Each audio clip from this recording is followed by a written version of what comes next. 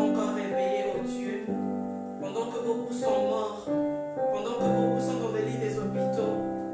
Mais par ta grâce éternelle, oh Dieu, tu as permis que nous soyons en vie, Seigneur, oh Dieu. Nous ne t'avons rien donné. C'est que par ta grâce, c'est que par ton amour, Jésus. Nous ne valons pas plus que tous ces gens qui sont partis aujourd'hui. Voilà pourquoi nous te disons merci encore. Nous te disons merci pour la vie que tu nous donnes, Seigneur. Merci, Seigneur, pour les membres de nos familles que tu as gardés, que tu as protégés. Merci, Seigneur, pour l'Église Christ est la réponse, car nous sommes tous en vie. Nous bénissons ton Saint-Nom ce matin, ô Dieu. Merci pour ce dimanche éternel, car tu nous as encore appelés, tu nous as encore attirés vers toi. Personne ne peut s'approcher de toi, éternel, ô Dieu, sans que toi tu puisses l'attirer, Seigneur. Ce matin, tu as jugé bon de nous attirer encore auprès de toi, Seigneur. Que l'honneur et la gloire te reviennent encore. Merci, Jésus. Merci, Seigneur. Merci, Yahweh.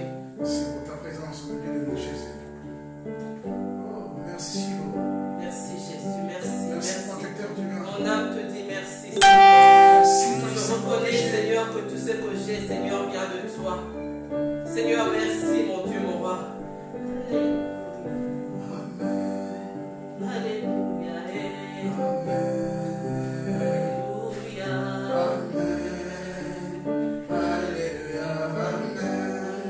Alléluia.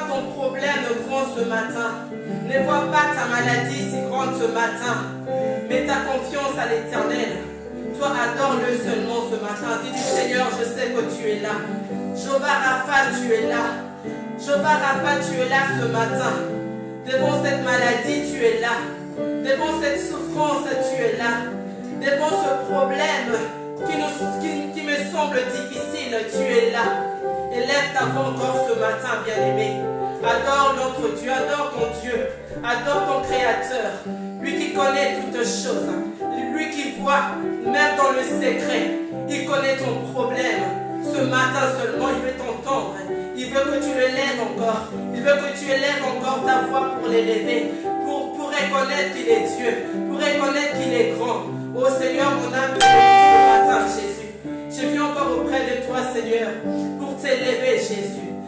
t'adorer, Seigneur éternel, ô Dieu.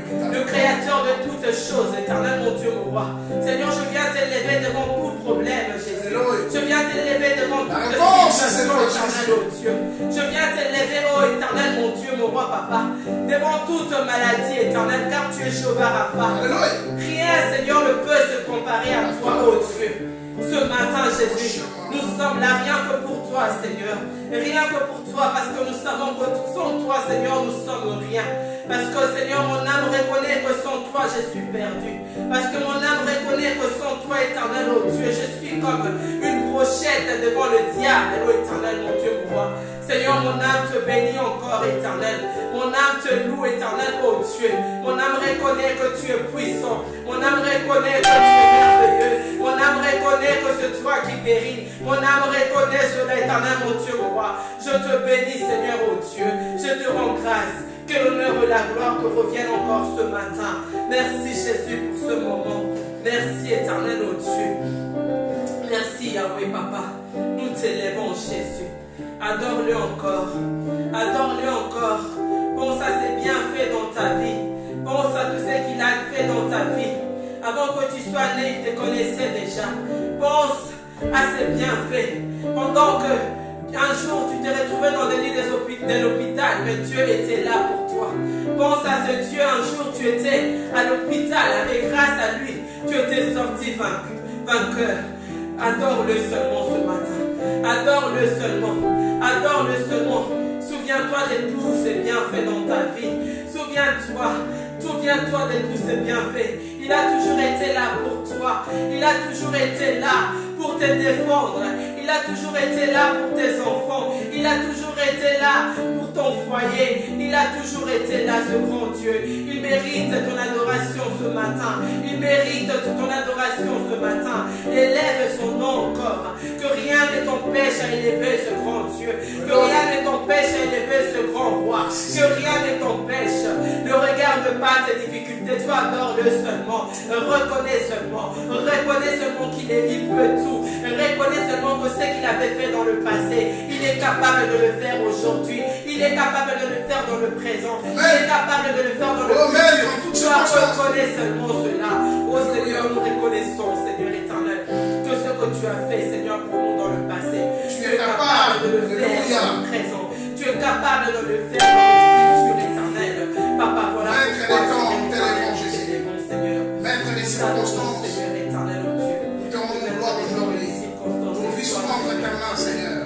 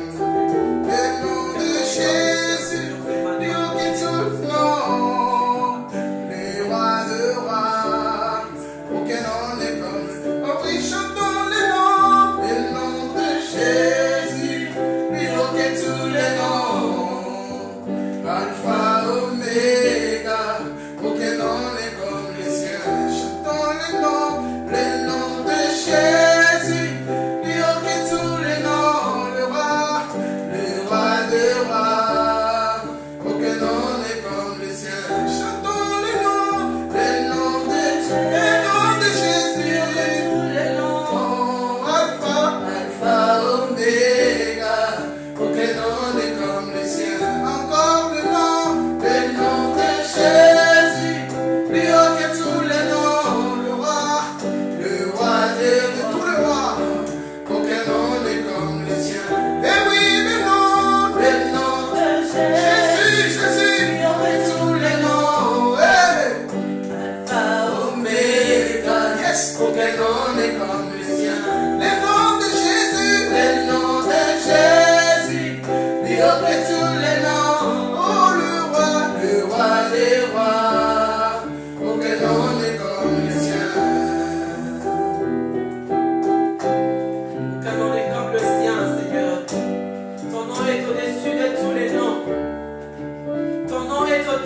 tous les noms, Seigneur. Il s'appelle Jésus. Il s'appelle Jésus. Il s'appelle Jésus.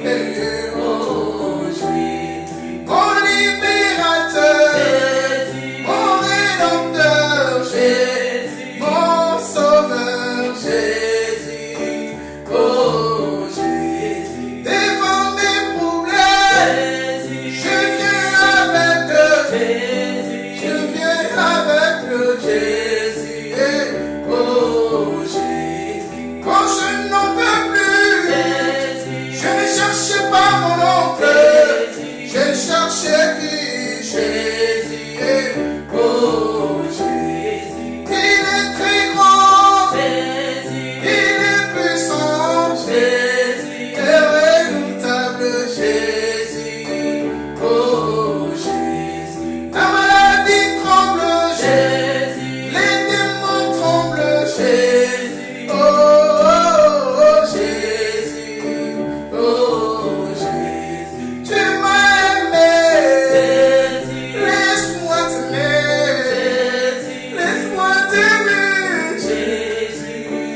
Oh, Jésus. je t'adore, Jésus. je t'adore, Jésus. je te lève, Jésus, oh Jésus, Jésus, Jésus, Jésus, oh Jésus, ma suffisance, Jésus. mon abondance, Jésus. ma puissance, Jésus, oh Jésus, le nom glorieux, Jésus. le nom puissant, Jésus. d'une d'être adoré.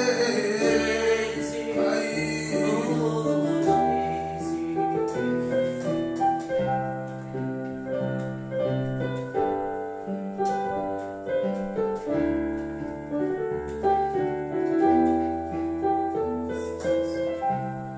Merci Seigneur Jésus. Merci Yahweh Papa. Merci pour ce moment. Je vais laisser la place à Papa Elko qui va encore donner la parole d'aujourd'hui. Là où tu es, commence déjà à prier pour ton cœur. Prépare ton cœur à recevoir la parole de Dieu. Alléluia. Seigneur Jésus, merci Papa. Merci pour ce moment éternel, le Dieu tout-puissant. Merci Seigneur Jésus. Seigneur, nous recommandons nos cœurs entre tes mains, Seigneur éternel, oh Dieu. Parle-nous encore, éternel, ce matin. Parle-nous encore, utilise, Seigneur, le canal que tu as choisi ce matin. Puissamment pour la gloire de ton Saint-Nom éternel. Que ta parole nous corrige encore ce matin. Que ta parole nous éduque. Que ta parole éternelle puisse nous changer. Que ta parole puisse nous éclaircir encore, nous éclairer encore, éternel, car tu es la lumière. Que cette parole soit une lumière, Seigneur éternel, pour nous éclairer encore ce matin. Merci, Seigneur. Gloire à toi, Maître de l'univers. Gloire à toi, Maître des circonstances. Gloire à toi, Maître, dans ce siècle présent et dans le siècle à venir. Béni sois-tu, Père, toi qui as songé encore bon de nous réveiller ce matin, Seigneur, en nous offrant encore une fois de plus ce souffle de vie, Seigneur, sans pourtant l'avoir mérité, Jésus. C'est encore l'expression de ta grâce et de ton amour, Seigneur. Viens encore te bénir pour ces moments glorieux, ces moments privilégiés, ces moments bénis, Seigneur, oh Dieu, que tu nous offres en ta présence, Jésus. Oui, c'est devant toi que nous recevons ce que le monde ne peut nous donner. C'est devant toi que nous recevons ce que le monde ne peut nous arracher. C'est devant toi que nous recevons ce que le diable ne peut détruire, Jésus. Merci pour ta présence. Je te bénis pour toute personne, Seigneur, oh Dieu, qui est connectée avec toi en ces moments, Jésus, pour recevoir quelque chose de ta part. Père, voilà maintenant que nous voulons passer à table. Qui suis-je, humain que je suis? Qui suis-je, masse de terre que je suis, Seigneur, oh Dieu, pour apporter la bonne nouvelle à tes enfants, pour apporter ton repas, ton mets à tes enfants, Jésus. Père, je me recommande encore entre tes saintes mains. Toi qui inspires, souffle ton esprit glorieux en ces lieux. Toi qui révèles les choses profondes, les choses cachées, les choses que les intellectuels, que ceux qui sont haut placés dans ce monde ne peuvent comprendre. Père, tu nous donnes à nous, tes enfants. Ô roi glorieux, Père, que ton huile coule encore dans ses repas, Seigneur. Afin qu'un aveugle puisse voir, afin qu'un sourd puisse entendre, afin que celui qui ne marche pas, qu'il s'élève et qu'il marche en ton nom, Jésus. Tu envoies ta parole avec puissance. Laisse que la puissance qui fut depuis les commencements dans ta parole puisse, Seigneur, oh Dieu, se déployer aujourd'hui pour ta gloire, Jésus. Père, je sanctifie les oreilles de tes enfants, qu'ils puissent entendre et comprendre, Seigneur. Et je recommande leur cœur entre tes mains. Après avoir entendu, Seigneur, oh Dieu, qu'ils se mettent à pratiquer ta parole. Nous te bénissons, nous te rendons gloire. Règne en Seigneur, au nom puissant de Jésus. On va se prier. Amen.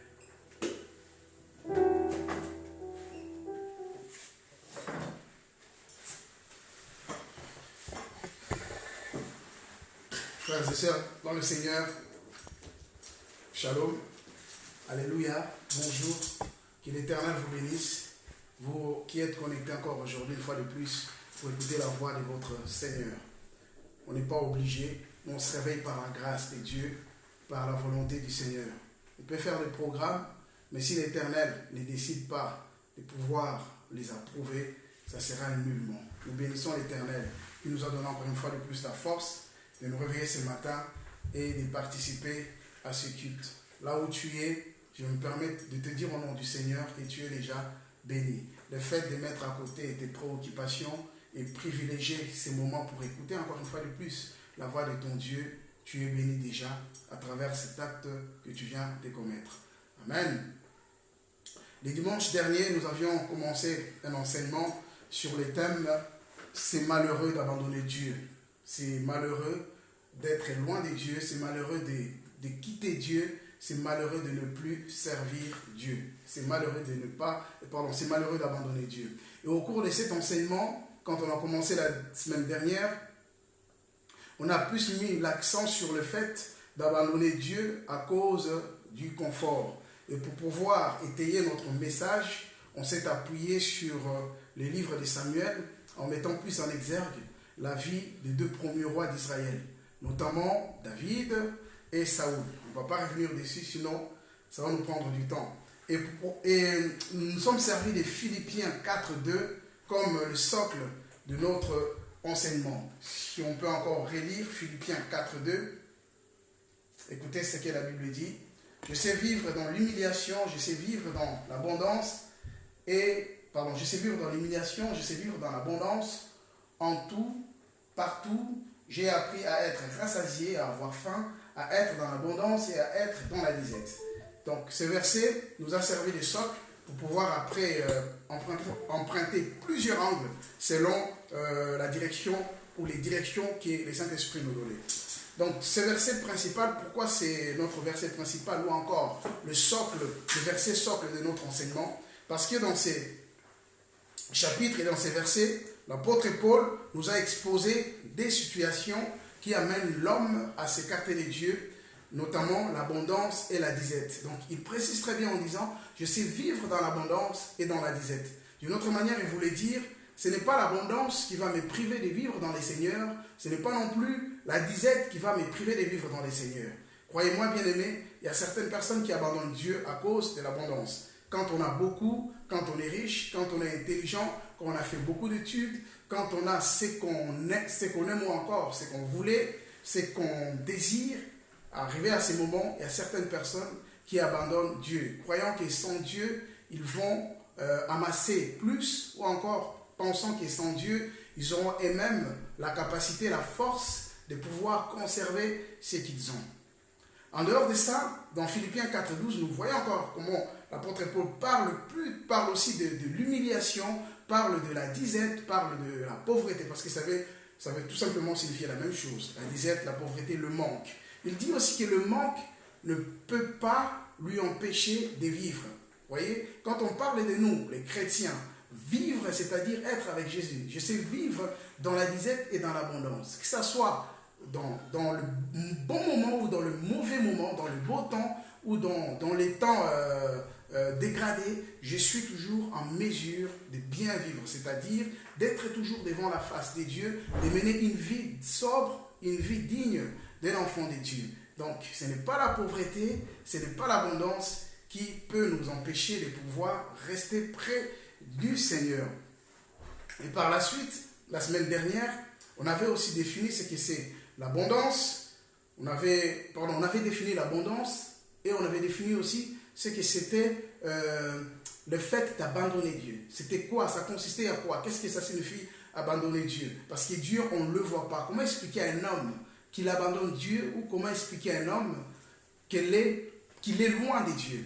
Donc, on s'est appuyé sur le verset biblique et en résumé, on s'était dit qu'abandonner Dieu signifiait tout simplement ne plus se soumettre, ne plus obéir à la parole de Dieu. Lorsqu'on n'obéit plus à la parole de Dieu, automatiquement on était écarté de Dieu, on était loin de Dieu.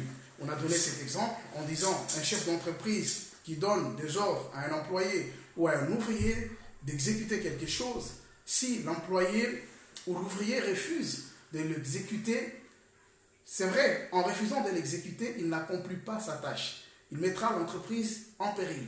La tâche n'est pas exécutée. Donc on ne verra pas ce qu'il a fait. Il y a un vide, il laisse un vide quelque part. Voyez. Mais le fait de ne pas exercer sa fonction, il ne met pas seulement l'entreprise en péril, mais il n'honore pas la parole de celui qui lui avait mandaté. Donc refuser d'obéir à Dieu, c'est s'écarter automatiquement de Dieu. D'obéir à la parole de Dieu. Et par là, on a décrit la parole de Dieu, on a défini plutôt la parole de Dieu sur deux angles. Le premier angle consistait à dire que la parole de Dieu, c'est la Bible. On trouve la parole de Dieu dans la Bible, le récit biblique, le message qui sont dans la Bible. C'est ça la parole de Dieu. On fait recours à la Bible pour comprendre la pensée de Dieu. Mais au-delà de la Bible, il y a aussi la parole de Dieu du fait à ce qui concerne le message que Dieu nous donne individuellement. Vous voyez, c'est vrai que ça doit être toujours en concordance avec la parole de Dieu. Mais le message que Dieu nous dit en fonction de nos vies, c'est aussi la parole de Dieu. On a donné l'exemple d'une fille qui traîne avec une amie, mais une amie qui mène une vie indécente. Et lorsque Dieu te dit, ne traîne pas avec cette personne, sinon elle sera la cause de ta perte, elle va t'enfoncer vraiment au fond du trépas. Vous voyez ça, nulle part en version, on parle à la sœur Niclette. Dans la Bible, nulle part, on verra qu'on avait dit à la sœur Niclette, ne traîne pas avec une telle personne. Vous voyez, mais c'est la parole de Dieu qui est sortie de la bouche d'un prophète, en particulier pour la sœur Niclette. Et si la sœur Niclette n'obéit pas, donc elle se détache de Dieu. Amen. Et puis nous avons donné l'exemple aussi de Néhémie. On s'était dit que abandonner Dieu, c'est arrêter de faire l'œuvre qu'on a commencée avec le Seigneur. Ne pas acheminer, ne pas aller jusqu'à la fin de ce qu'on s'était engagé à faire avec Dieu. C'est la raison pour laquelle il faut toujours faire attention lorsque nous prenons des engagements vis-à-vis de Dieu. Lorsqu'on refuse de pouvoir accomplir un engagement qu'on avait pris vis-à-vis de Dieu, c'est aussi abandonner Dieu. On a pris l'exemple de Néhémie dans Néhémie 6:3, alors qu'il était en train de bâtir, je reviens un peu en arrière pour nous mettre vraiment dans les contextes, alors qu'il était en train de bâtir la muraille de Jérusalem, et à un moment donné, ses adversaires, ses antagonistes, à la personne de Sanballat, Tobija et Geshem, l'arabe, ils sont venus, ils lui ont envoyé une lettre pour lui demander s'il pouvait un instant arrêter ce qu'il faisait pour pouvoir converser, négocier avec eux. Néhémie a dit non. J'ai répondu à Sanballat, Tobija et à Geshem l'arabe que je ne peux pas descendre, sinon l'œuvre s'arrêterait. Vous voyez, Néhémie n'a pas voulu abandonner l'œuvre de Dieu. Parce qu'en abandonnant l'œuvre de Dieu, lui qui était chef, certainement les travaux n'allaient pas continuer à être exécutés par les ouvriers, par ses frères. Et en abandonnant l'œuvre qu'il avait commencée avec Dieu, cela s'expliquait tout simplement, on pouvait dire tout simplement, oui, on peut ratifier qu'il a aussi abandonné Dieu. Voilà, abandonner l'œuvre de Dieu, on peut ratifier aussi qu'il a abandonné Dieu. Parce que la pensée de Dieu est dans son œuvre. Dieu se manifeste dans son œuvre. Vous voyez par exemple, à l'église, quand on vient, on adore Dieu, on prêche, on enseigne, en fait Dieu se retrouve dans ses boucles, Dieu se retrouve dans ce qu'on fait pour lui. Vous voyez, quelqu'un qui conduit, qui est un conducteur de culte, conducteur de louanges, dans cette œuvre qu'il fait, c'est là qu'on retrouve le Seigneur. C'est-à-dire qu'une personne peut être bénie peut rencontrer le Seigneur, peut être béni à travers l'œuvre que la personne est en train de faire. J'espère qu'on s'est bien compris. Que Dieu soit loué. Nous pouvons aussi voir l'exemple de Samson. Samson, à l'époque des juges, alors qu'il était établi pour pouvoir délivrer le peuple d'Israël devant les antagonistes d'Israël. Vous voyez, il était établi à combattre pour la gloire de Dieu. Et quand il le faisait, quand il était avec Dieu, il était toujours puissant, il était toujours un guerrier. Nul ne pouvait l'atteindre tant qu'il était avec le Seigneur. Mais seulement le jour où il a commencé à côtoyer Delilah et le jour où il a commencé à côtoyer Delilah et lorsqu'il avait posé sa tête sur les genoux de cette femme qui lui rasa la tête, vous voyez, en ce moment-là, il avait perdu, non pas seulement la force, la Bible dit, parce que l'Esprit de Dieu était sur lui tant que ses cheveux étaient là. Il avait perdu la force, mais il avait perdu aussi Dieu, parce que c'était Dieu qui lui donnait la force. Il était loin de Dieu. On pouvait voir une personne costaud, robuste, une personne élancée, je ne sais pas s'il était comme ça. Parce que quand on regarde le film, on voit Samson avec des biceps et un gaillard, une personne vraiment très très opulente. Mais malgré sa taille, malgré sa forme, je pense même un bébé pouvait le gifler, pouvait le taper. Il n'avait plus Dieu. C'était écarté de Dieu. Pourquoi? Parce qu'il avait abandonné l'œuvre de Dieu. Il avait abandonné la tâche qui lui a été mandatée. Il avait abandonné la tâche qui lui a été confiée pour s'attacher à Delilah. À partir de ce moment, Samson n'était plus avec Dieu. Il était loin de Dieu. Et il a perdu tout ce qui était de Dieu. Amen. Bien-aimé dans le Seigneur.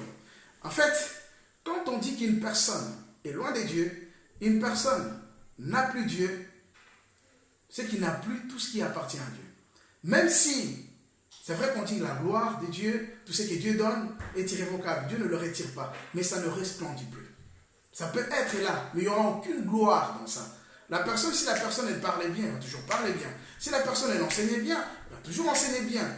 Mais la gloire ne sera pas là. C'est-à-dire les cœurs des hommes ne vont pas se repentir, ne vont pas être touchés, affectés à ce que l'homme dit, parce que Dieu n'est plus dans ce que l'homme fait. Dieu soit béni.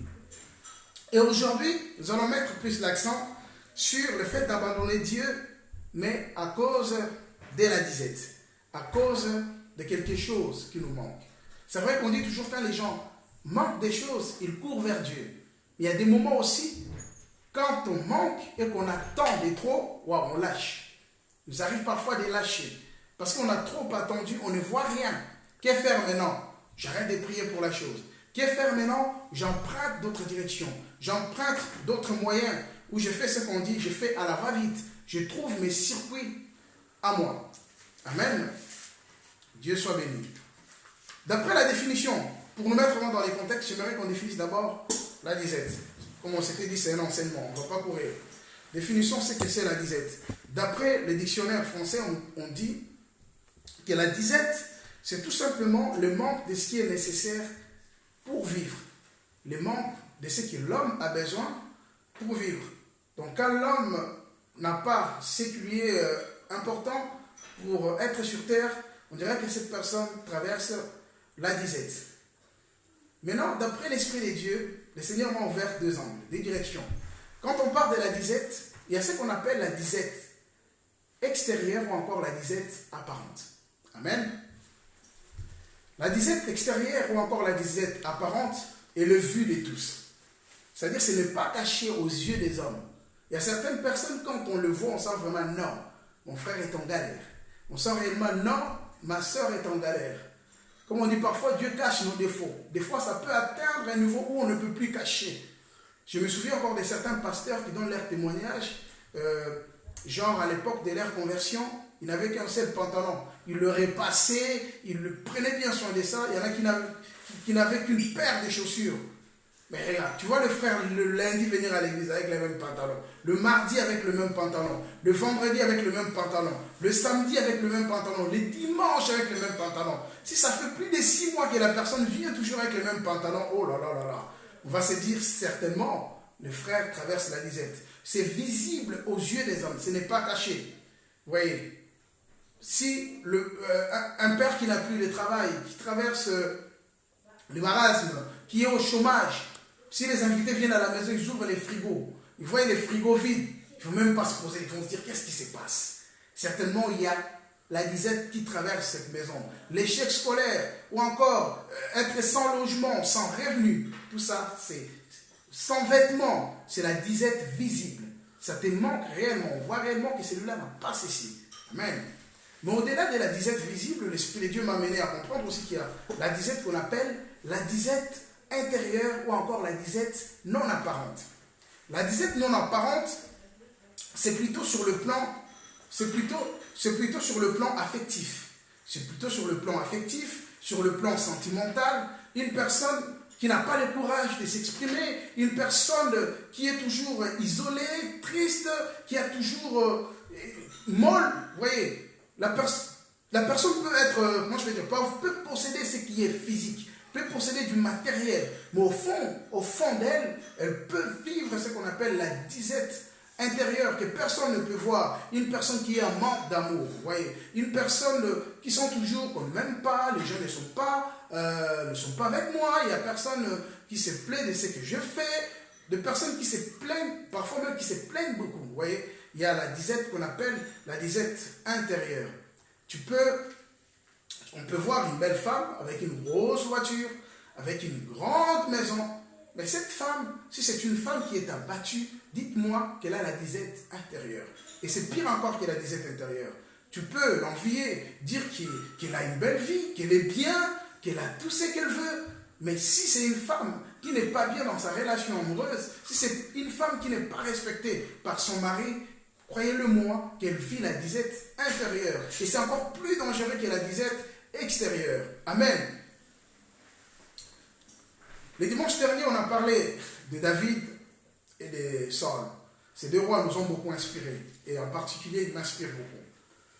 À un moment donné, quand Israël était devant Goliath, il y avait le roi Saoul qui avait déployé l'armée d'Israël. Vous savez, une armée, elle est toujours équipée. Elle a toujours ce qu'il faut pour remporter la bataille, pour remporter la guerre. Si c'est à notre époque, je ne sais pas, il y aurait des mirages, comme on l'appelle, des mirages, des kalachnikovs, des armes vraiment très très lourdes pour pouvoir remporter la bataille. Donc le roi Saoul avait l'armée d'Israël à sa disposition. Il avait, je dirais même, l'équipement idéal pour pouvoir vaincre les Philistins. Il avait tout ce qu'il fallait. Il avait ses généraux, ses guerriers. Mais avec tout ça, il n'arrivait pas à faire quelque chose. En le voyant, on se dit, waouh, cette nation est bien armée. Cette nation a tout ce qu'il faut. On peut même les envier. J'imagine le petite nation à l'époque enviait peut-être Saoul. Il est armé. Il peut terrasser n'importe qui. Mais devant les Philistins, waouh, le roi calme. De l'autre côté, il y a un jeune homme qu'on appelle David. Il débarque tout seul avec ses quelques pierres qu'il avait et sa lance. Saoul ne pouvait pas remporter la bataille. Il ne pouvait pas. Oui, il était loin de Dieu. Mais il avait aussi un vide intérieur. Manque d'intelligence, manque de réflexion. Il n'avait rien à l'intérieur de lui. Il était déjà vide. On l'appelait mon roi, mais un roi vide. Un roi qui n'était pas inspiré. Vous voyez, à l'intérieur, il avait déjà la disette. Manque d'inspiration, manque de stratégie, manque d'idées. Il ne pouvait pas faire. Il y avait l'armée. On voyait qu'il avait tout. C'est ainsi que nous voyons aussi certaines personnes. Bien-aimés, arrêtons d'envier les gens. Tu peux tomber sur une personne qui a tout. Tu lui dis, waouh, un chef d'entreprise. Il est friqué comme il aime bien l'argent. Il a une grande maison, il a tout ce qu'il faut. Il y a une expression qui dit, si on ouvrait les cœurs des gens, on est certainement sûr de voir des tombeaux en bilan. Donc des tombeaux qui marchent. Saoul était un tombeau en bilan. Il y avait l'armée, il n'avait rien. Mais quand on regardait David, j'essaie encore de m'imaginer un petit berger. Il était peut-être sale, parce qu'il gardait que les troupeaux. Il roulait par terre. Un petit jeune homme qui n'avait rien du tout. Mais au fond de son cœur, n'avait pas la disette. Il était rempli au-dedans de lui. Et à le voir, c'est comme si il vivait. La disette, c'était des pauvres. Ils n'avaient rien à le voir. Mais au fond de lui, il était rempli. Il avait ce qu'il fallait pour faire ce que le roi, ayant une grande armée, ne pouvait pas faire. Amen.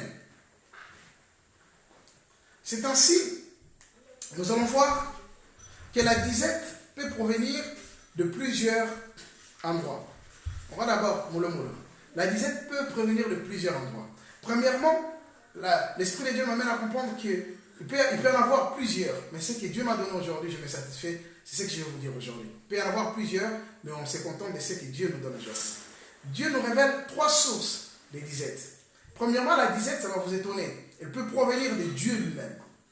C'est ce qu'on appelle les épreuves. Amen. Et en dehors de Dieu, la disette peut provenir de nous-mêmes.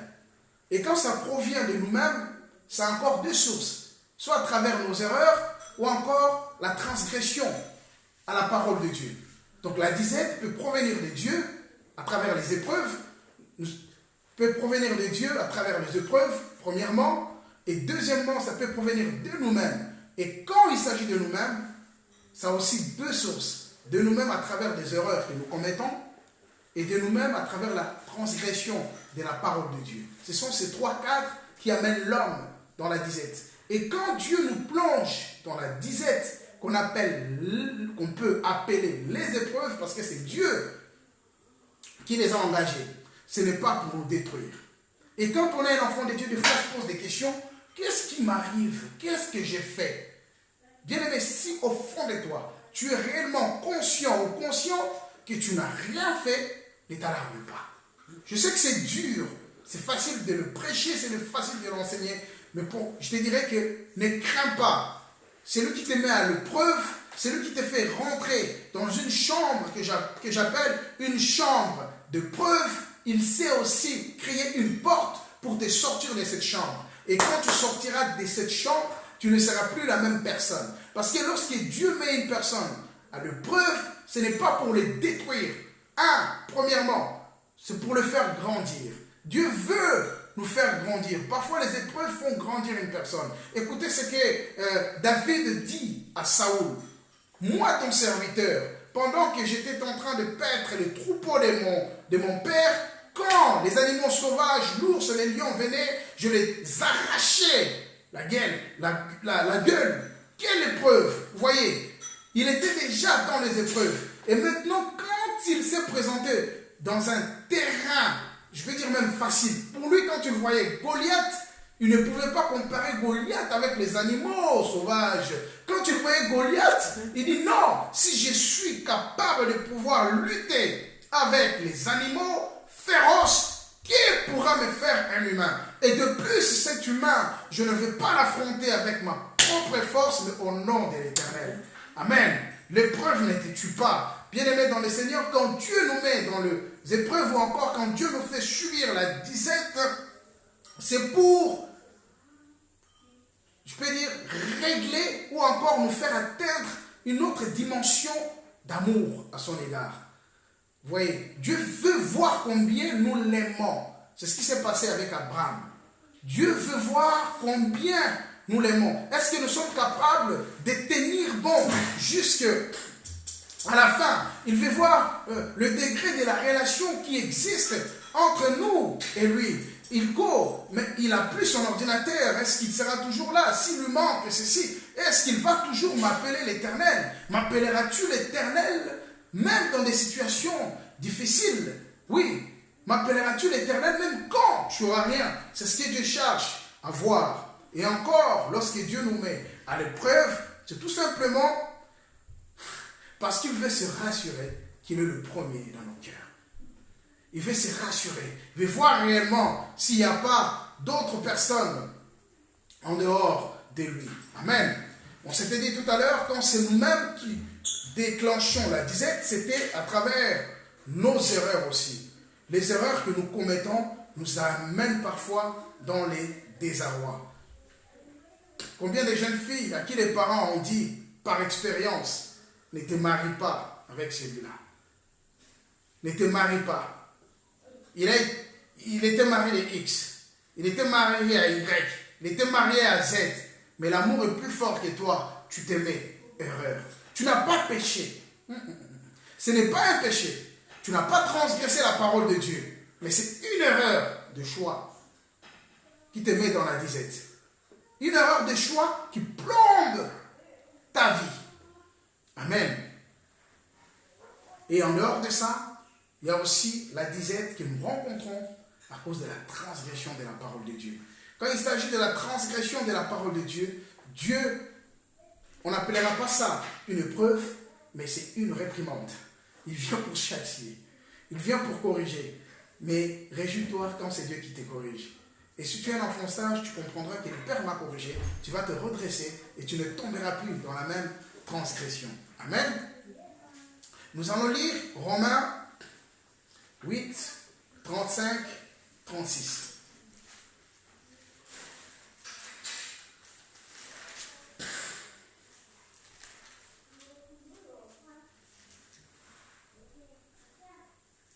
Romains 8.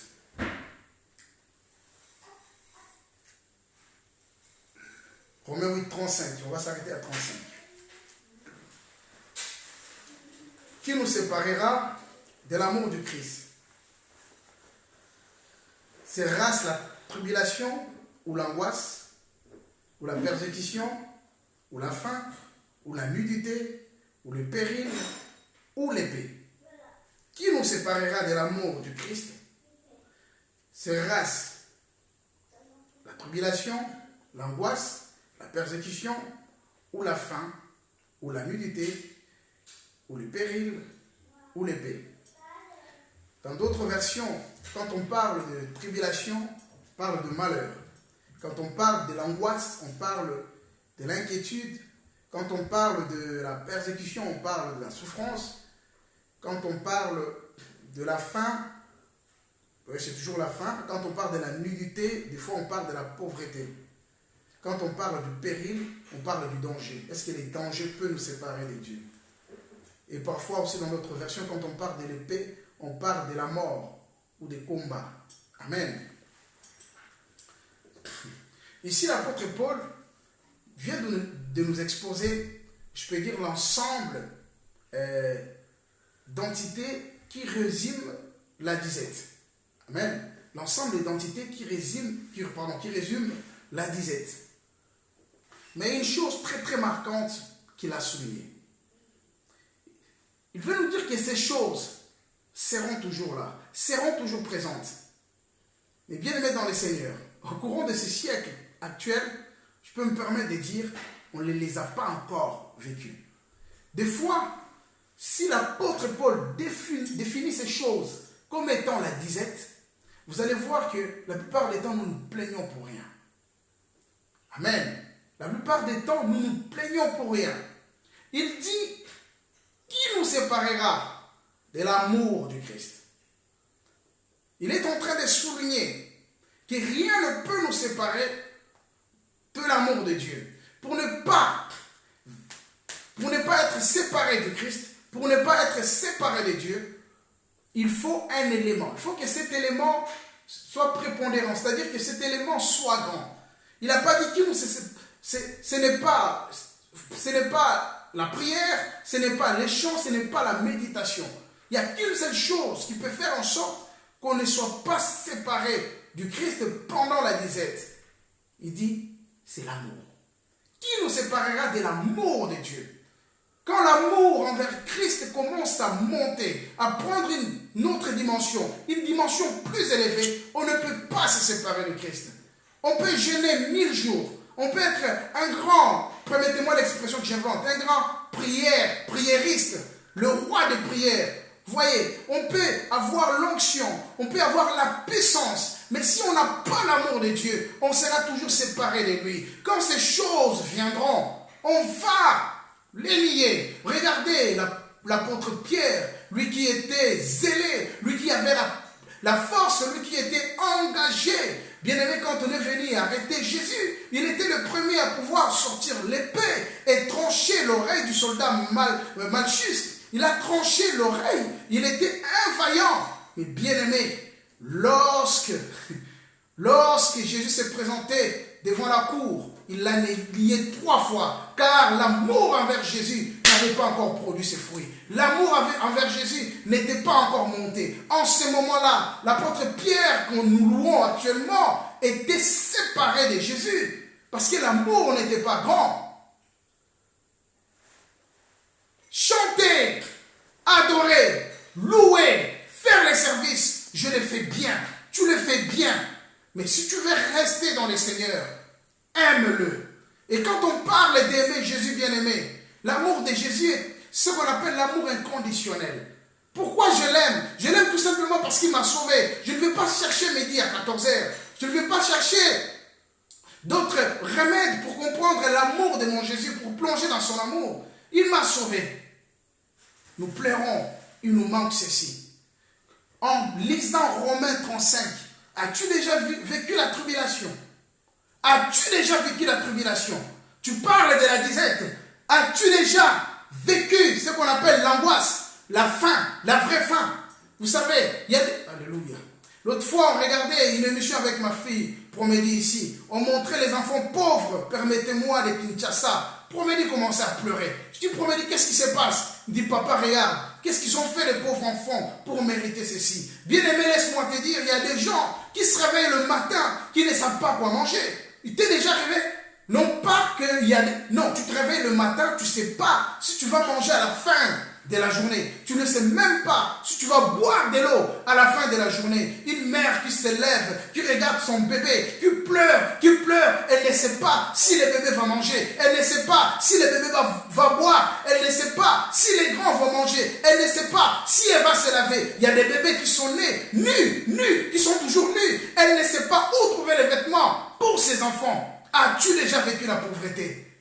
Et voilà combien nous pleurons pour nos portables. Mon portable est cassé. Tu pleures. Tu appelles ça une disette?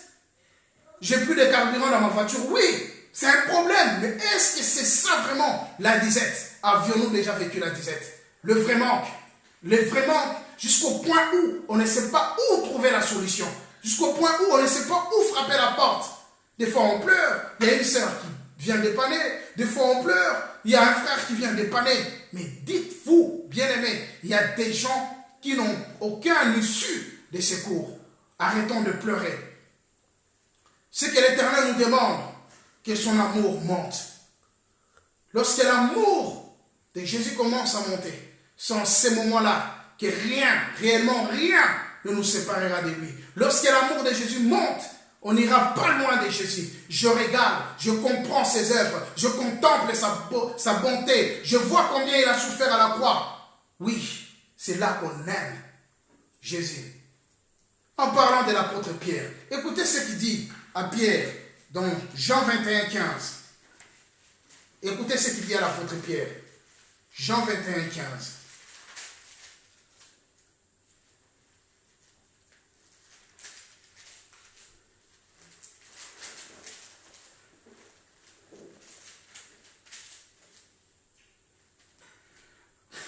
Après qu'ils eurent mangé, Jésus dit à Simon-Pierre, « Simon, fils de Jonas, m'aimes-tu plus que mais même ceci ?» Il lui répondit, « Oui, Seigneur, tu sais que je t'aime. » Jésus lui dit, « Paie mes agneaux. » Dans d'autres versions, on dit, « Paie mes brebis. » On vient arrêter Jésus, il tranche l'oreille du soldat. C'était pour lui l'expression d'amour. Mais lorsqu'on pose la question, étais-tu avec lui? Il a dit non. Vous savez pourquoi il a dit non? Parce qu'il savait qu'il allait subir les mêmes sorts que Jésus. Il allait subir les mêmes sorts que Jésus. Il a dit, hey, non. Moi, me retrouver à la cour comme ça, recevoir des fouets. Alingala, je dis qu'à tout cambani. Toi-même, tu avais dit que tu allais mourir, ressusciter, tika na makambunayo. Alingala, je dirais comme ça. Tika na makambunayo. Dans Jean 21, ce qui se passe, Jésus mort, il est ressuscité. Pierre est au courant que Jésus est ressuscité. Mais on ne voyait plus Jésus physiquement. Jésus ne se manifestait plus. Que faire maintenant? Dieu ne se manifeste plus dans ma vie. Je ne vois plus rien. Qu'est-ce que je vais faire maintenant? L'apôtre Paul était accoutumé à voir un Jésus faiseur de miracles. Il se réjouissait de son vieux, le vieux Jésus, le roi des miracles. S'il manque les pains, ce Jésus-là est capable de multiplier le pain. Mais arrivé à un moment donné que Jésus ne plus, on ne sent plus rien. On s'est dit tout à l'heure, la seule arme, si on peut vraiment les noter, la seule arme qui nous permet d'être debout devant les tribulations, à l'égard de Dieu, c'est l'amour.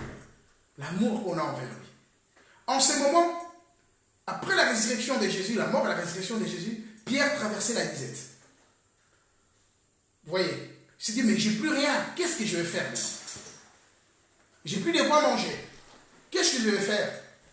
Il retourne encore dans la mer pour chercher du poisson. Le Jésus qui m'a donné à manger n'est plus là. Le Jésus qui m'a donné à boire, je ne le sens pas. On me prêche, on m'enseigne, mais moi je ne vois pas de miracle. Qu'est-ce que je vais faire? Je vais m'attacher à cet homme. Je vais m'attacher à cette femme. Je vais même... C'est pas les gris-gris. C'est pas les gris-gris. Mais je vais voir seulement un vieux qui sait faire des choses. C'est pas les... Et des fois, on trouve même des justifications. Je vais trouver une maman là qui sait faire des choses. Mais c'est pas pour tuer quelqu'un. Parce qu'on ne sent plus rien. Dieu ne nous donne plus rien. Il plonge dans la mer.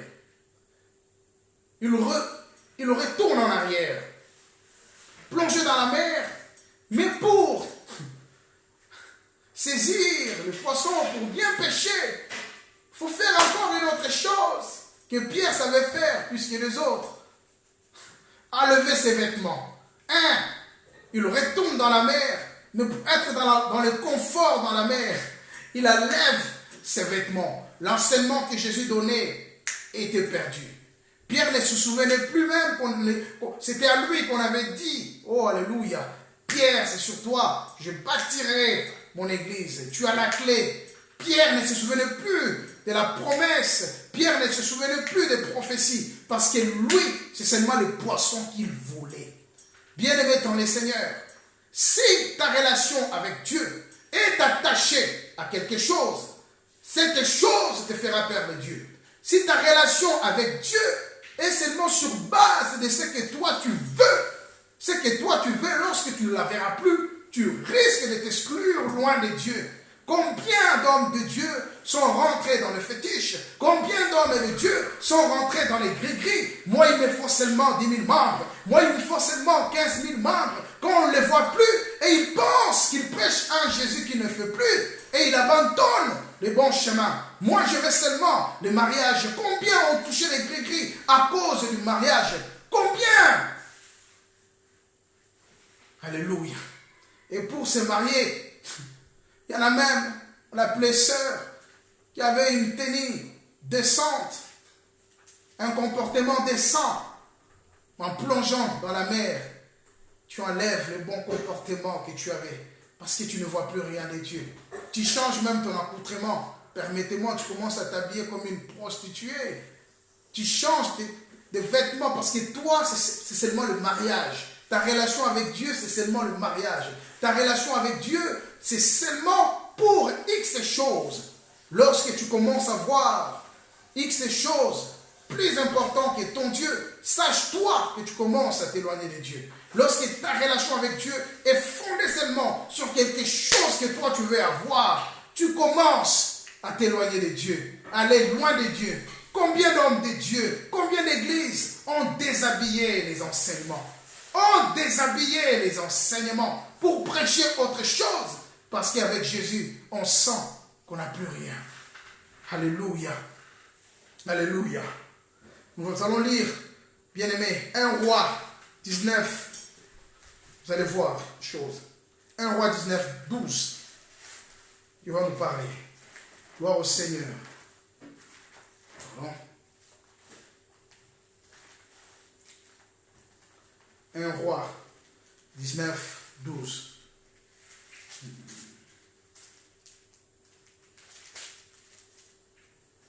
Écoutez ceci. Je dirais plutôt à partir des 11. 1 Roi 19, 11, à partir des 11. L'Éternel dit, il parle d'Élie bien sûr, après qu'il ait fui Jézabel qui zigouillait les prophètes de Dieu. L'Éternel dit, sors et tiens-toi dans la montagne devant l'Éternel. Et voici l'Éternel passa. Et devant l'Éternel, il y eut un vent fort et violent qui déchirait les montagnes et brisait les rochers. L'Éternel n'était pas dans les vents.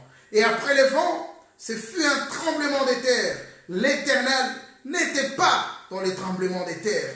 Après les tremblements des terres, un feu. L'Éternel n'était pas dans le feu. Après le feu, un murmure doux et léger. Un murmure doux et léger. Un murmure doux et léger. Et c'est là où était Dieu. Bien-aimé dans le Seigneur, si tu te fixes des choses dans lesquelles toi tu dois voir seulement Dieu dans ta vie, tu risques de perdre. Parce que Dieu ne va pas se figer à ce que toi tu veux. Dieu ne peut pas se figer à ta manière de voir les choses s'accomplir. Il fait comme il veut. Mais j'aimerais te dire une chose. Pierre voyait les silences. Les silences là éloignés de Dieu. Nous nous éloignons parfois de Dieu parce qu'on ne voit rien. Parce qu'on ne sent rien. Ça ne grandit pas. Je ne vois rien qui évolue. Et on emprunte d'autres voies. Parfois Dieu agit dans les silences. Vous savez, le plus grand projet, c'est qu'on soit dans les silences, à l'abri de tout le monde, dans les calmes. Il y avait du bruit, mais l'Éternel n'était pas dans le bruit. Sinon tout le monde va entendre. Le feu, ça va attirer aussi beaucoup de gens. Mais parfois c'est dans les calmes. Regardez Christ. La Bible dit, il avait, si on essaie de comprendre, il avait deux branches d'enseignement. Il y avait des enseignements qu'il donnait dans la masse. Il criait certainement. À l'époque, il n'y avait pas de micro. Pour enseigner 3000 personnes, pour enseigner 4000 personnes. Il criait, il parlait fort. Mais dans ce qu'il disait lui-même, il disait, il y avait certaines choses qui étaient tellement codées qu'il ne voulait pas dire. Il ne voulait pas tout dire. Mais le soir, quand il s'assoyait avec ses disciples, c'était dans les calmes qu'il transmettait la science divine. C'était dans les calmes qu'il donnait des révélations, qu'il révélait des choses cachées. Dieu ne se manifeste pas seulement dans ce que toi tu veux ou comme toi tu veux. Si tu es branché dans cette conception, bien aimé, tu vas t'éloigner de Dieu. Des fois, il est là, tu te diras, mais il ne fait rien. Lors de l'arrestation de Jésus, on lui dit, es-tu le Fils de Dieu? À un moment donné, il ne répondait pas. À un moment donné, il dit, tu l'as dit. À un moment, il ne répondait pas. Parce qu'il sait qu'il est là, qu'il est Dieu. Amen. Que l'Éternel soit loué. Que l'Éternel soit loué. Parfois, on s'éloigne de Dieu dans la disette lorsque le vide que nous vivons s'associe avec l'avancement du temps. Je répète encore. Parfois, on s'éloigne de Dieu lorsque le vide, ou encore la disette, le manque, s'associe avec les temps qui avancent. Lorsqu'on s'aperçoit qu'on n'a rien, oh là là, et que les années avancent, beaucoup s'égarent. On essaie d'emprunter d'autres voies, on essaie d'emprunter d'autres chemins, on essaie de changer notre manière de faire les choses. Nous allons lire Marc 6, 32, 40. Marc 6, 32, 40.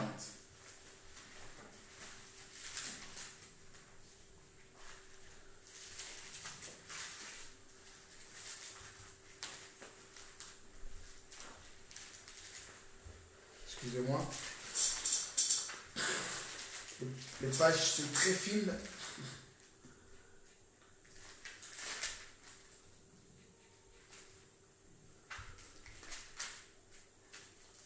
Voilà. Merci Seigneur. Nous allons lire. C'était dit tout à l'heure. Parfois, on s'égare, on s'éloigne de Dieu lorsque la disette s'associe avec l'avancement du temps. On n'a rien et il y a les années qui avancent. Marc 6, 32, 34. Écoutez ce que la parole de Dieu nous dit. Ou encore commençons au verset 34. Marc 6, 34, 40. Quand il sortit de la barque, Jésus vit une grande foule et fit ému de compassion pour eux, parce qu'ils étaient comme des brebis qui n'ont point de berger, et il s'est mis à leur enseigner beaucoup de choses. Comme l'heure était déjà avancée, ses disciples s'approchèrent de lui et dirent, « Ce lieu est désert et l'heure est déjà avancée. » Si on peut le souligner. Ce lieu est désert et l'heure est déjà avancée. Renvoie-les enfin qu'ils aillent dans les campagnes, dans les villages des environs pour s'acheter de quoi manger. Jésus leur répondit, « Donnez-leur vous-même à manger. » Mais ils lui dirent, « Irions-nous acheter des pains ou des 100 deniers et leur donnerions-nous à manger ?» Et il leur dit, « Combien avez-vous de pains? Allez voir. » Ils s'en assurèrent et répondirent, 5 et 2 poissons. Alors il leur dit, alors il leur commanda de le faire tous asseoir par groupe sur l'herbe. Ça aussi c'est quelque chose à souligner. Alors il leur commanda de les faire tous asseoir par groupe sur l'herbe. Et ils s'assirent par rangées des 100, des 50. Ça aussi c'est à souligner. Amen. Bien-aimés, dans cette conscription, Jésus avec ses disciples se sont présentés devant une grande foule. Mais c'était dans un lieu désert, comme il est mentionné littéralement. Dans un lieu où il n'y avait rien, il n'y avait pas de vivres. Mais j'aimerais déjà te donner un indice. Un lieu où il n'y a rien, mais il y a Jésus. Il y a déjà tout. Un lieu où il n'y a rien, mais il y a déjà Jésus. Jésus est là. C'est qu'il y a tout. Parce que c'est lui le créateur de toutes choses. Amen. Tu es dans ton église. Tu sens, parce que des fois, alléluia, les églises, on voit toujours les dimensions de l'église en fonction du nombre de membres. Mais si tu es dans ton église, que tu appelles petite église, tu sens que Jésus est là. Dis-toi qu'il y a tout.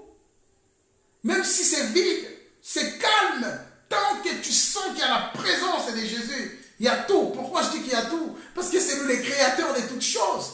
Tout a été créé par lui. Tout est en lui. Amen. Mais les apôtres n'avaient pas cette révélation. Ils se sont dit, l'heure avance. Renvoie les gens parce que le lieu est désert. L'heure avance parce que les lieux où ils sont, ils ne peuvent pas manger. Quand on dit que l'heure avance, pourquoi ils ont dit que l'heure avance? Parce que s'ils ne sortent pas du désert très tôt, les magasins vont fermer. Il faut se précipiter vite, qu'ils aient au moins acheté, comme ça ils mangeront. Mais s'ils vont acheter, est-ce qu'ils vont revenir? Quand ils vont commencer à manger la nourriture du village, la campagne, quand le ventre sera rempli, est-ce qu'ils vont revenir? Certainement, oui pour certains, et non pour les autres. Bien-aimés dans le Seigneur, lorsque l'homme traverse la disette et qu'il s'aperçoit que le temps avance, on agit dans la précipitation. Or, c'est dans la précipitation qu'on fait des bêtises. Beaucoup ont perdu la voie de Dieu à cause de la précipitation. L'heure avance. Je veux me focaliser sur le mariage comme on parle trop de ça. L'heure avance, l'âge avance. Oui, tu vas faire un choix qui ne te convient pas. L'homme peut dire que l'heure avance. Tant que Dieu n'a pas dit que l'heure avance, ça n'avance pas. Ce sont les apôtres qui ont dit que l'heure avance. Ce n'est pas Jésus qui a dit. C'est pourquoi Jésus était calme. Tant que Dieu n'a pas dit que le jour avance, l'âge avance, non. Et le temps compté par l'homme n'est pas égal au temps compté par Dieu. Dieu ne voit pas les temps de la même manière que nous. J'aimerais dire à quelqu'un, même si l'âge avance et que tu vis le désert, ne te précipite pas, sois calme. J'ai bien dit au départ que cet enseignement, c'était pour nous, enfants de Dieu. Toi qui es enfant de Dieu, qui m'écoute, reste là où tu es, reste dans la crainte de Dieu, reste dans l'amour de Jésus, ne cours pas à la précipitation. Il dit, qu'ils sortent, qu'ils aillent à la campagne. Ils étaient dans la campagne, ils sont venus à Jésus et les apôtres le renvoient à la campagne. Oui, homme de Dieu, ne renvoyons pas nos brebis à la campagne.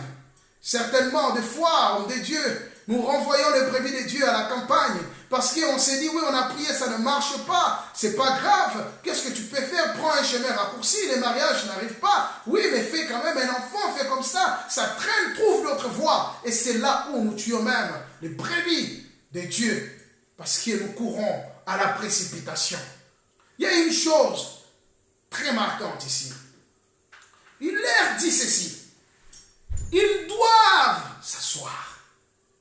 Il y a la disette, bien sûr.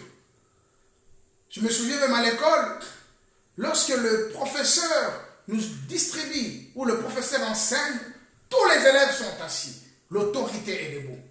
Lorsque les professeurs distribuent des feuilles, on est tous assis. Le maître est debout. Jésus doit rester debout et nous, on doit s'asseoir. Signe d'humilité. Ils étaient tous assis.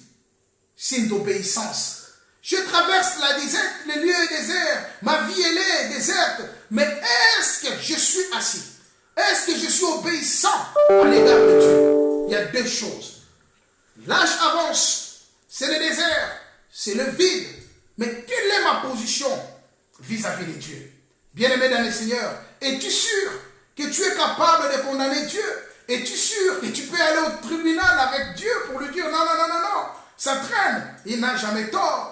Il n'a jamais tort. Mais je te rassure, si tu t'assois et tu obéis, non pas pour montrer aux hommes, non pas pour montrer aux hommes, mais pour montrer à ton Dieu, non pas pour montrer à ton pasteur, non pas pour montrer à ton mari, mais pour Dieu tu le fais, tu verras, bien-aimé, tu sortiras de cette disette et tu te rapprocheras de ton Seigneur. Écoutez ce que la Bible dit. Jésus leur dit encore, commandez-leur, pardon, et alors il leur commanda de les faire asseoir par groupe sur l'herbe verte. Et ils s'assirent par rangées des 100 des 50. Ils sont assis, mais par rangées des 100 et par rangées des 50. Je m'aimerais dire à quelqu'un, vous savez, tu es assis, mais est-ce que la place où tu es assis, elle est réellement la tienne? Est-ce que la place où tu es assis, Dieu te voit réellement là? Parce que le pain doit t'attendre où tu dois recevoir. Ils recevaient le pain là où ils étaient assis et par rapport aux rangées. Si on commençait par la rangée 1, la rangée 2, 3. Mais toi, est-ce que tu es vraiment rangé là où Dieu t'attend? Si tu devais être dans la rangée 5 et que toi tu te retrouves dans la rangée 6, est-ce que Dieu va te donner? Pourquoi je dis ces choses? Parfois on traverse le désert et on s'éloigne de Dieu parce qu'on est mal positionné. On n'est pas à l'endroit où Dieu nous attend. Écoutez ce que Dieu dit dans le livre de Zacharie 10. Dieu dit, demandez à l'Éternel la pluie et l'Éternel donnera à chacun l'herbe dans son champ.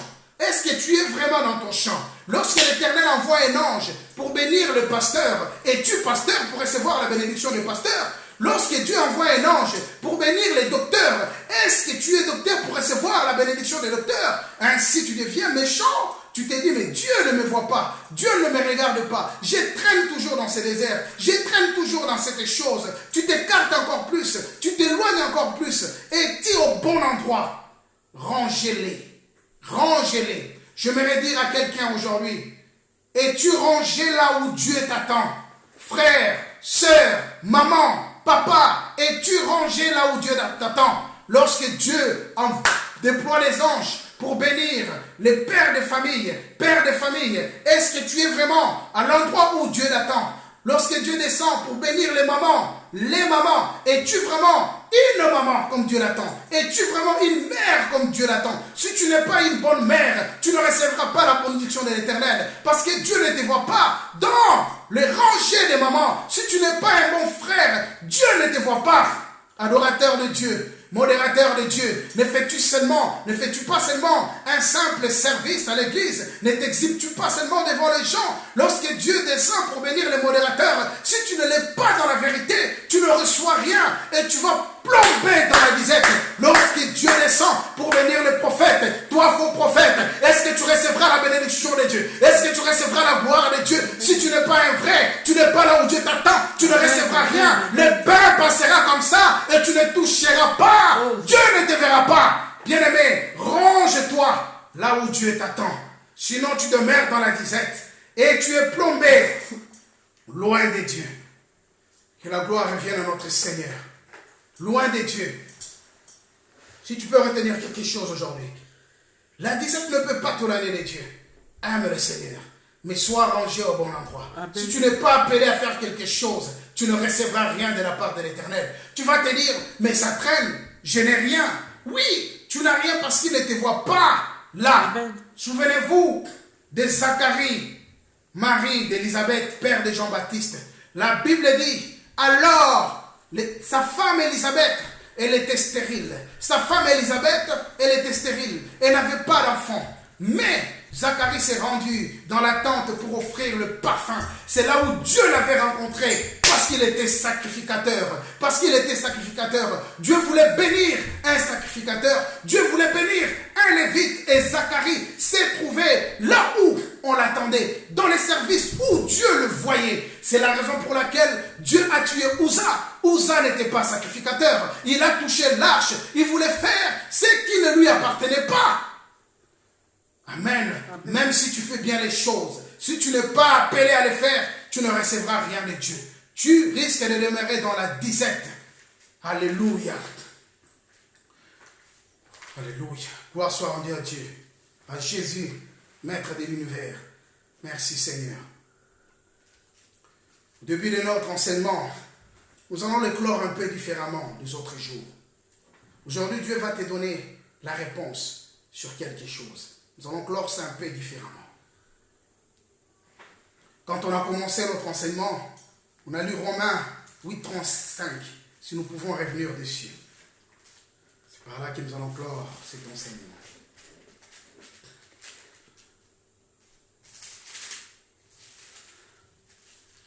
Romains 8:35.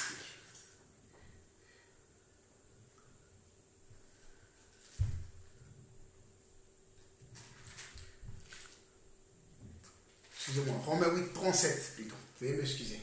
Romains 8:37. Mais dans toutes ces choses, nous sommes plus que vainqueurs par celui qui nous a aimés. Dans la disette, nous sommes plus que vainqueurs par Jésus qui nous a aimés. Nous ne pouvons pas sortir de la disette par notre propre force, par nos propres moyens. On n'arrivera jamais. Mais c'est par celui qui nous a aimés. Qui est celui qui nous a aimés? C'est Jésus. Qui est Jésus? Le Fils de Dieu. Comment est-il venu sur la terre? Il est venu comme qui sur la terre? Il est venu comme la parole de Dieu. Amen. Dans le verset 35, l'apôtre Paul a énuméré ce que moi j'appelle les entités de la disette. En parlant de la tribulation, qu'on appelle aussi malheur dans certaines versions, comme je venais de le dire, en parlant de l'angoisse, qu'on appelle aussi l'inquiétude, en parlant de la persécution, en parlant de la persécution, qu'on appelle aussi la souffrance dans la version parole de vie, en parlant de la nudité, qu'on appelle pauvreté, qu'on a nommé comme pauvreté dans la version parole de vie, et évidemment l'épée, et qu'on appelle aussi la mort, en fonction de la version parole de vie. Toutes ces choses, pourquoi l'apôtre Paul dit que ça ne peut pas nous séparer de l'amour de Dieu? On s'est d'abord dit que si on aime Dieu, ces choses ne peuvent pas avoir l'ascendant sur nous, ne peuvent pas être supérieures à nous. On les vaincra, on aimera toujours Dieu, à condition que l'amour de Dieu monte au fond de notre cœur, à condition qu'on aime Dieu, non pas pour ce qu'il nous donne, mais pour ce qu'il est et pour ce qu'il a fait. Amen. Et En plus de cela, quand l'apôtre Paul nous dit que nous sommes plus que vainqueurs en celui qui nous a sauvés, oui, par celui qui nous a aimés plutôt, c'est-à-dire Dieu lui-même, Christ lui-même a déjà donné les solutions à ces choses qu'on vient de dire, a déjà donné la réponse à cette tribulation. Si tu as le temps de noter, tu seras béni. C'est pour ta vie qu'on enseigne. Si tu as le temps de noter, c'est pour ta vie. Il dit, la tribulation, qu'on appelle aussi malheur dans la version parole de vie, ne peut pas nous séparer de l'amour de Dieu. Pourquoi ça ne peut pas nous séparer de l'amour de Dieu? Parce qu'il y a une réponse à ça. Et cette réponse, je ne l'ai pas improvisée, je ne l'ai pas créée. Cette réponse, elle est dans la parole de Dieu. Dans Psaume 34, 20, il est écrit, le malheur atteint souvent le juste, mais l'Éternel en délivre toujours. La tribulation, elle est là. Mais comme l'Éternel va nous en délivrer, ça ne peut pas nous séparer de l'amour de Dieu. C'est quelque chose qui existe, mais que Dieu lui-même a déjà donné la solution. Donc ça ne peut pas te détruire. Amen. En parlant de l'angoisse, l'inquiétude, tu as la réponse dans Matthieu 6. Dans Matthieu 6, 20, tu as cette réponse. Permettez-moi. Dans Matthieu 6, 20, tu as cette réponse. Écoutez ce qu'est la parole. 6, 25. Écoutez ce que la parole de Dieu nous dit.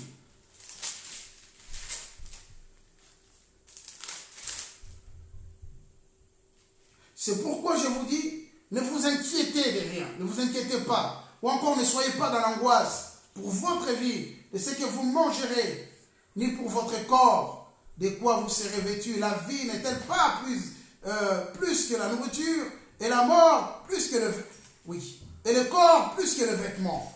On a déjà la réponse à tout. Quand tu parles de la persécution, il nous dit qu'on ne sera jamais tenté au-delà de nos forces. Quand il parle de la pauvreté, il est bien écrit que Jésus s'est fait pauvre des riches qu'il était pour nous enrichir. Et savez-vous, quand on parle d'enrichir, Dieu est enrichi physiquement, spirituellement, intellectuellement. On a connu des personnes qui n'étaient pas du tout intelligents. Je ne veux pas citer le nom, mais un de mes frères, il était le moindre parmi nous tous, alors qu'on était encore à l'école primaire. Mais il est celui qui a fait des grandes études, plus que nous tous. Arrivé à l'université, c'est là où je me pose la question, il a fait ceci, il est arrivé sur ce point. Et mon frère dont je parle, c'est un évangéliste, c'est un serviteur de Dieu. En donnant sa vie à Jésus, même ses neurones se sont prépondérés. L'intelligence, Dieu est capable de nous enrichir mentalement, intellectuellement, spirituellement. Il en est capable. On dit même la mort n'a aucun pouvoir sur nous. Car la Bible dit Jésus l'a vaincu.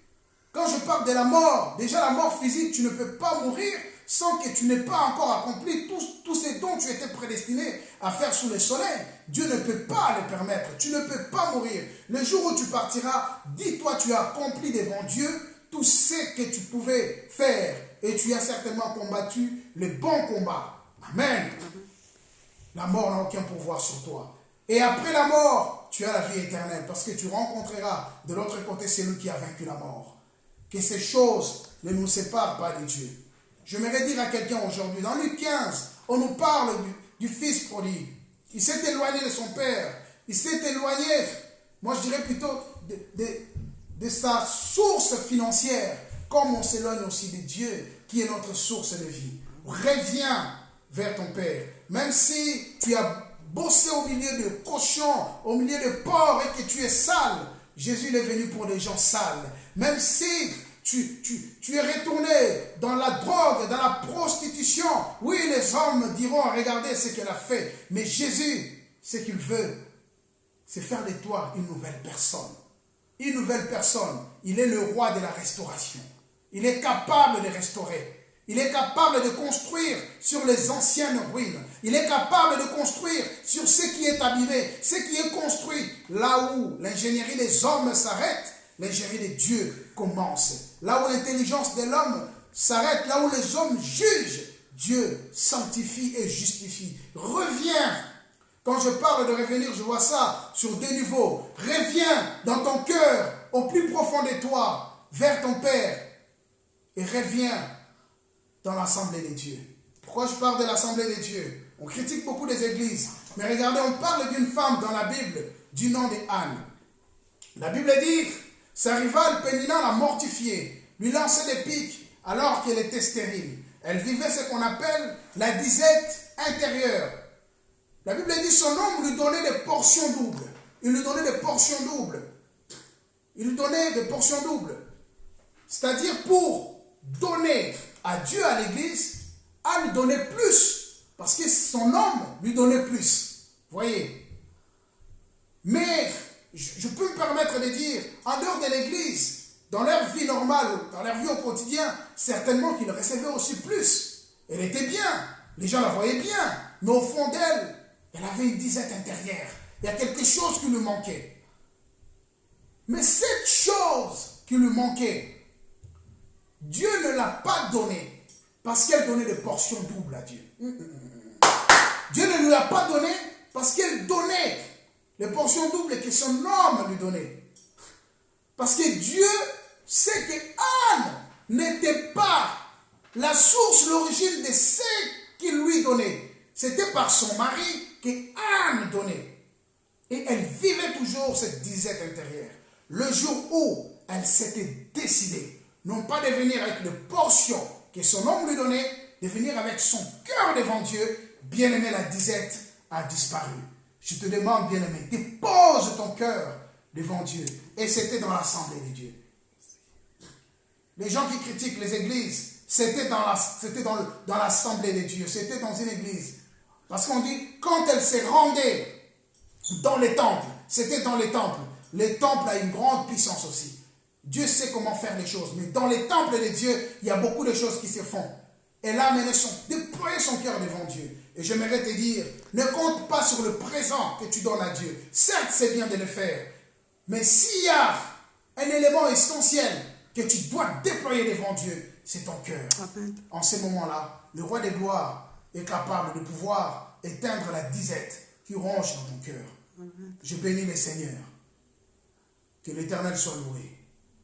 Père, mon Dieu, mon roi, mon Seigneur, mon Maître, je te bénis encore pour cet enseignement, Père, que tu nous as enseigné aujourd'hui.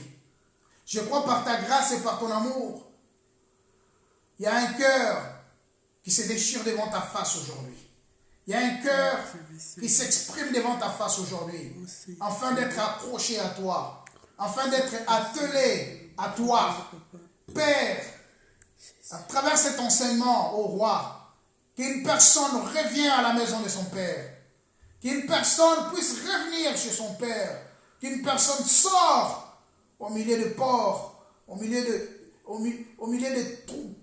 choses sales, qu'une personne puisse revenir à toi. Tu es amour, tu es venu pour les personnes sales, car toi seul as l'eau pure pour les laver. Tu es venu pour les impurs, car toi seul as une remède efficace que nul ne peut contester, Jésus. Père, à travers cet enseignement, qu'une personne t'aime comme elle t'a jamais aimé, que l'amour de toi puisse prépondérer, monter, s'accroître encore dans le cœur de tes enfants, Jésus. Ceux qui sont incapables de sortir de ces lieux où ils sont, Père. Je sais qu'en ton nom, Jésus, nous sommes capables, Jésus. Je sors une personne éternelle du ténèbre. Je sors une personne, Père, qui s'est éloignée de toi et je l'amène à toi au nom de Jésus. Car tu nous as donné ces pouvoirs. Nous te bénissons. Nous te rendons gloire. Merci Seigneur Jésus. Amen.